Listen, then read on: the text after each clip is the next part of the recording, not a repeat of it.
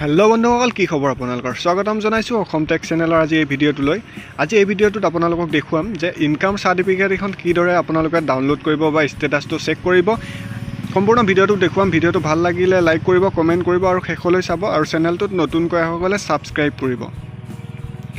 Income certificate এখন আপোনাক খুবেই প্ৰয়োজন হয়। এইখন অতি সোনকালে আপুনি আপোনাৰ মোবাইলতে কেনেদৰে আপুনি ডাউনলোড কৰিব আজি এই ভিডিঅ'টোত দেখুৱাম। ভিডিঅ'টো শেষলৈ চাব।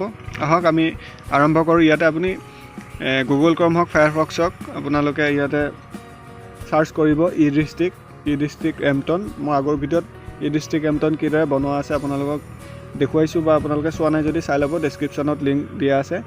ইয়াতে চাব ই গভাৰ্নেন্স ছাৰ্ভিচ। ই গভাৰ্নেন্স ছাৰ্ভিচত আপুনি ক্লিক কৰিব। ক্লিক কৰাৰ পিছত এনেদৰে পেজ এটা অন হ'ব। Welcome to Assam online service. ইয়াতে আপোনাৰ যিটো মেইল আই ডি দিছিলে ই ডিষ্ট্ৰিক্ট ৰেজিষ্ট্ৰেশ্যন কৰোঁতে, ইয়াতে স্ক্ৰীন নেমটো দি আপুনি ইয়াতে লগ ইন কৰিব লাগিব। এইখিনি আপুনি ই ডিষ্ট্ৰিক্ট লগ ইন কৰোঁতে মন দি এইখিনি বস্তু আপুনি নোট কৰি ৰাখিব। তাৰপিছত আপুনি লগ ইন ক্লিক কৰিব। লগ ইন ক্লিক কৰাৰ পিছত আপোনাৰ এনেদৰে পেজ এটা অন হ'ব। ইয়াতে ওপৰত চাব গেট ষ্টেটাছ। আপুনি গেট ষ্টেটাছত ক্লিক কৰিব। ক্লিক কৰাৰ পিছত চেক ই ফ্ৰম ষ্টেটাছ, ইয়াতে আপুনি চেক ই ফ্ৰম ষ্টেটাছত ক্লিক কৰাৰ লগে লগে আপোনাৰ ইয়াত চাব এপ্লিকেশ্যন নাম্বাৰ এটা বিচাৰিব। এপ্লিকেশ্যন নাম্বাৰটো হ'ল আপোনাৰ যিখন অনলাইন কৰোঁতে ৰিচিপ্ট এখন ওলাইছিলে, সেই ৰিচিপ্টখন আপুনি ইয়াতে ৰিচিপ্টখনৰ যিটো নাম্বাৰ আছে এই নাম্বাৰটো, এপ্লিকেশ্যন নাম্বাৰটো ইয়াতে চাৰ্চ কৰি দিব।